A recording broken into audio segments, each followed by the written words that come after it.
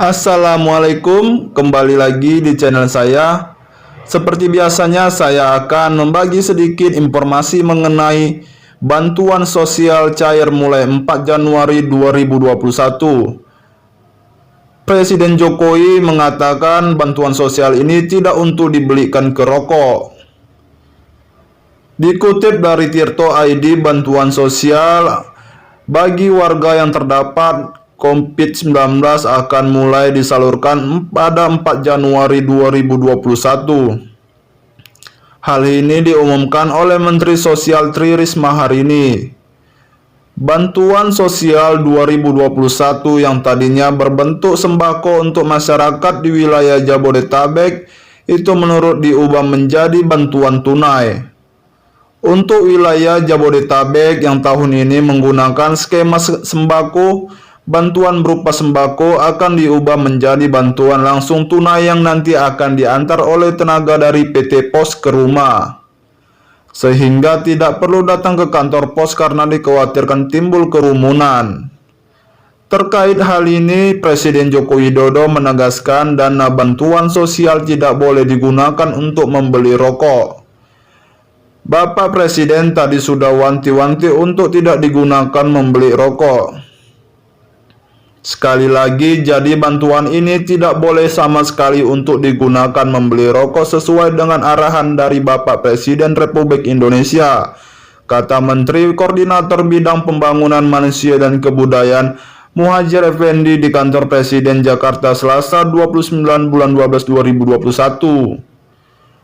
Muhadjir menyampaikan hal tersebut didampingi oleh Menteri Sosial Tri Risma hari ini sesuai mengikuti rapat terbatas dengan topik persiapan penyaluran bantuan sosial tahun 2021 yang dipimpin Presiden Joko Widodo.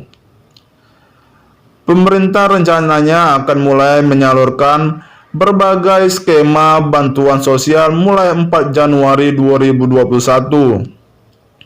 Adapun penggunaan untuk bantuan langsung tunai, saya minta kepada keluarga penerima manfaat untuk mematuhi sesuai dengan pedoman yang telah diterbitkan oleh Kementerian Sosial, antara lain untuk memenuhi kebutuhan yang berkaitan dengan masalah pangan.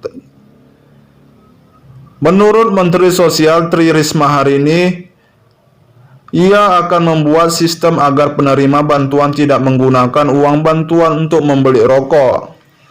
Kami akan pantau karena insya Allah bulan Februari kami sudah akan menyiapkan alat agar kami mengetahui belanja apa saja yang akan digunakan. Dengan uang itu dibelanjakan untuk apa saja, kata Risma. Ia berharap bantuan dibelanjakan untuk benar-benar bahan sembako dan bukan malah barang yang malah akan merusak kesehatan.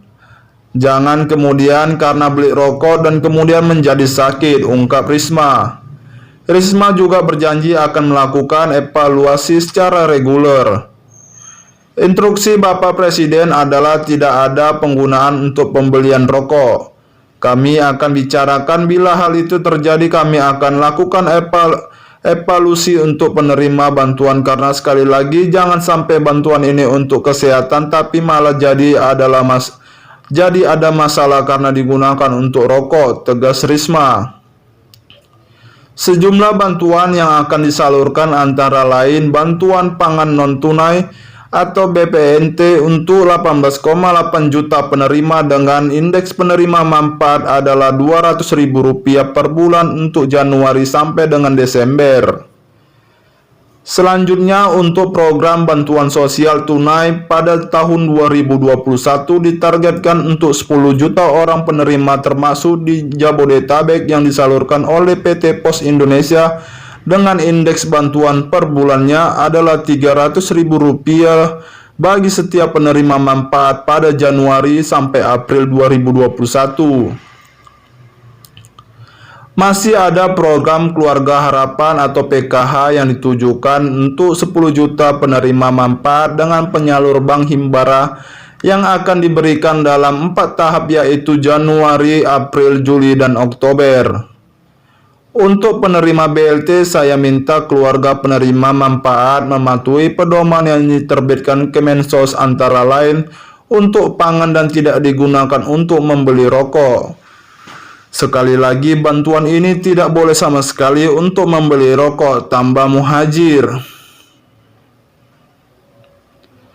Itu penggunanya adalah untuk ibu hamil, kemudian anak usia dini, anak sekolah, penyandang disabilitas, dan lanjut usia. Ini akan diberikan setiap 3 bulan sekali dengan tahap pertama Januari, kedua bulan April, tahap ketiga bulan Juli, dan tahap keempat Oktober, ungkap Risma. Risma juga mengatakan akan mulai memperbaiki sistem pemberian bantuan mulai Februari 2021. Karena Januari harus segera disalurkan, maka pada bulan Februari ada mekanisme yang akan kita perbarui yang lebih mudah, namun kita lebih detail untuk melakukannya karena ada feedback. Jadi bukan hanya kami memberikan bantuan, tapi ada pelaporan untuk penerima bantuan, tambah Risma. Risma berharap tidak ada lagi upaya memotong bantuan atau penyelewengan bantuan. Sekian dan terima kasih yang telah menonton video ini. Semoga bermanfaat, menambah sedikit informasi mengenai bantuan sosial. Sampai jumpa di video saya selanjutnya.